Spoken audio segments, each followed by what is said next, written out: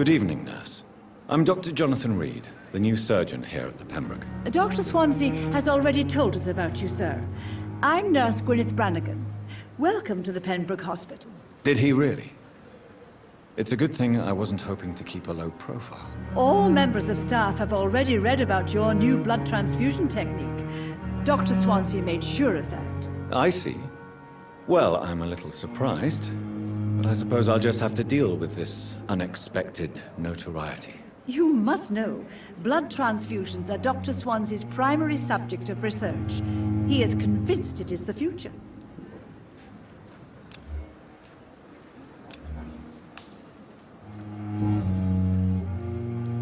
How are things here? Not good, to say the least. We're struggling against an invisible enemy, more lethal than any bullet from a gun. It's hard, Doctor. Do you think this hospital can survive the epidemic? We are all volunteers here, and we're trying to hold fast, but how do we beat an invisible killer? Some nurses have already resigned. An invisible enemy? Quite a poetic term for a disease, especially from a nurse. Sorry, Doctor. These last few weeks have been exhausting. We could all do with a good night's sleep. I'm not familiar with all the staff yet. Perhaps you could help me. Brilliant professionals, most of them. Dr. Swansea has a gift for recruiting talent. Most of them. Is there a problem I should know about, nurse? It would be inappropriate for me to speak ill of a colleague. Is there anyone that stands out? Well, I have never met someone as dedicated as Dr. Tippett. He should be a standard for us all here. If only he were younger. Why should his age be a problem? I guess it's fair to say he's always pushing himself to the limits. He just doesn't know when to stop and get some rest. Nurse Brannigan, if you do know something, please tell me. Anything you say will be held in confidence. No. I may disagree with some conduct, but in the end, everybody is doing their best.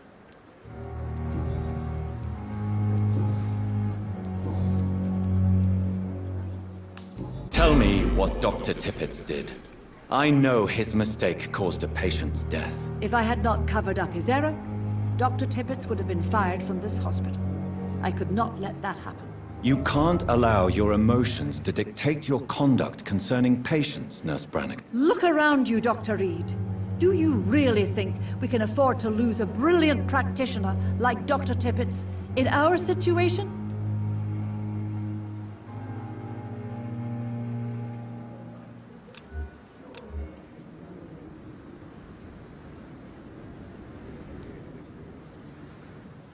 To clear Dr. Tippett's name must be the decision of Dr. Swansea. You can't take matters into your own hands. I respect Dr. Swansea's authority and management, but he's no idea what happens here on a daily basis. I did what I had to do.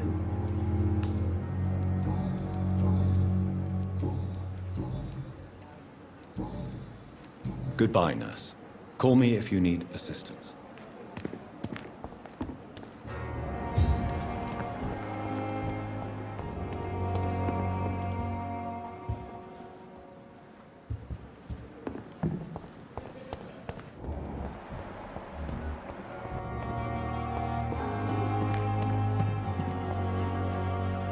Good evening, sir.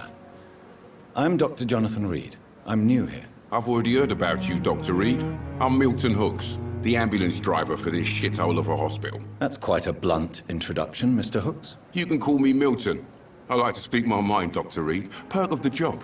Don't judge me, and I won't judge you. I'm not sure I understand what you're talking about. Well, I'm no doctor, but I'm pretty sure a gun can't be used as a surgical instrument. You have a keen eye. I learned to shoot during the war, and have carried one ever since. Old habits die hard. No need to explain, Dr. Reid.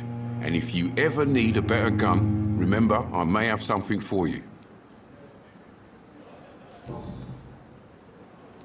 How is the situation around here? You want to hear the situation is all right? It's fucking awful. We lack everything, and it's getting worse every day. Are you really smuggling weapons through the hospital? And why not? I've already been attacked by patients, you know. And by gang members willing to steal my money. But you're not defending yourself. You're selling guns to civilians. You keep people alive your own way, Doctor. I offer them another way to protect their health. So what do you do exactly in this hospital? Apart from smuggling guns, I mean. I've been an ambulance driver since... too long, I guess. I bring sick people here night and day. It's a dirty job, but I get it done. Most of the time. It sounds like things have been a bit rough recently. What's happened? Yesterday I got attacked by the patient I was bringing here. I escaped from the hospital's garden, but I lost my wallet when I was running. You left an infected patient outside the hospital? That's incredibly dangerous. Go there yourself if you want, but be careful, Doctor. I'd rather not bring your dead body back. Since you're on the front line, how is the sanitary situation in this vicinity? It's a complete disaster. It's even getting dangerous to enter some streets or buildings. Even the locals attack you.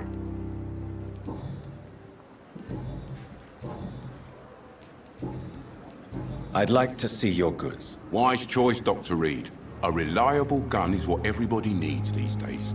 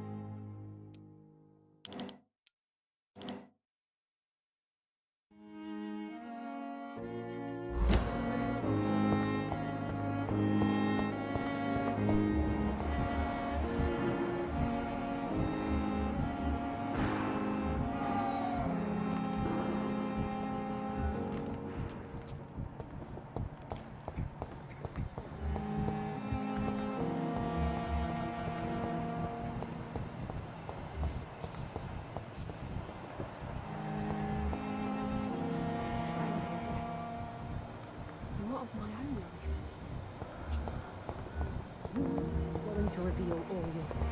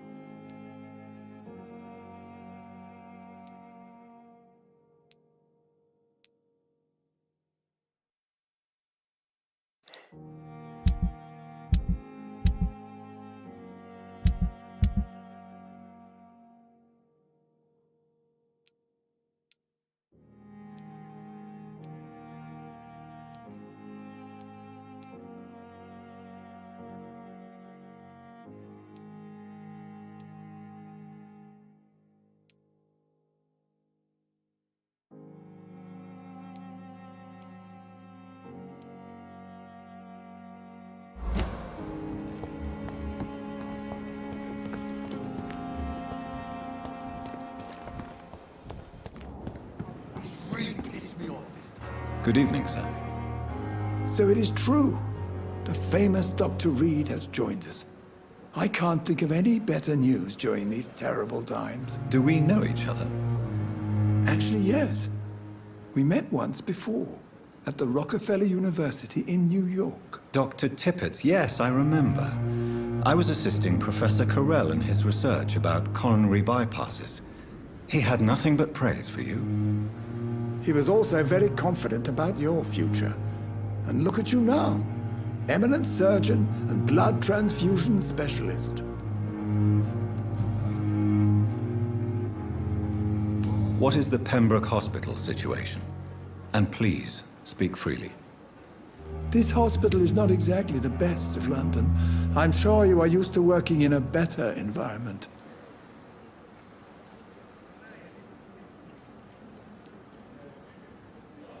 It's not exactly the best situation in London either. I can't have expected this hospital to be prepared for what was to come. Don't be misled by appearances, Dr. Reid. This hospital does not lack talented people. It just lacks hope. What can you tell me about the staff in the hospital? Some are really good, and others are not so good. But during this troubled period, there is no time for slander. I prefer to focus on the positive character traits. Any opinion about the management? I don't always agree with Dr. Swansea's reserve, but I must admit he does all he can to keep this facility running during this crisis. Ah yes, the burden of command.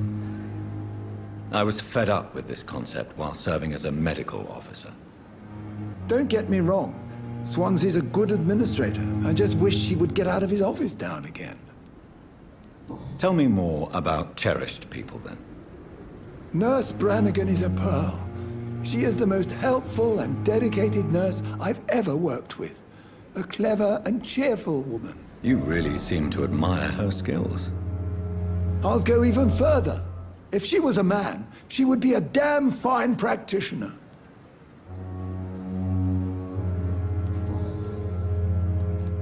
You're exhausting yourself, Corcoran. Maybe you should think about preserving your strength. No. We must keep on healing all those poor souls. We are the last rampart before chaos. Once more unto the breach.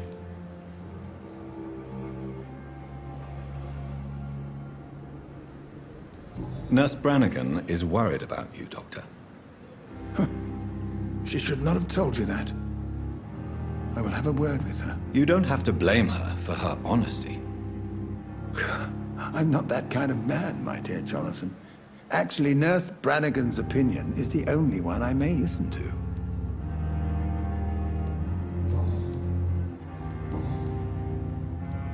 Corcoran, I want you to tell me about Mr. Connor. How did he die? What happened? He was my patient. He died because of my mistake. That's the blunt truth.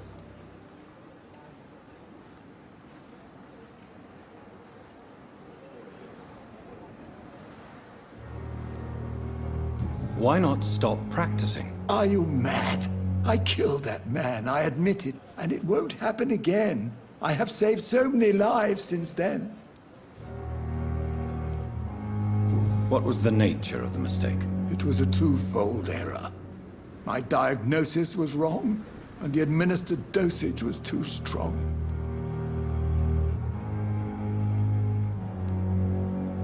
Who was this patient? I don't know. Some sick man from the docks, maybe a fisherman. I had no time to talk with him.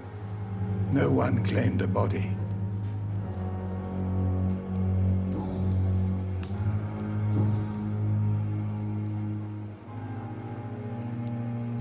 I will cover for you, Dr. Tippett, by keeping what happened to Mr. Connor to myself. I don't know what to say, actually. I can't exactly force you to become my accomplice. You didn't force me. This is my decision to make. I believe you're still of use to the hospital, considering the situation. Then I can make you this promise. As soon as the epidemic is eradicated, I will resign. Goodbye, Dr. Tippett.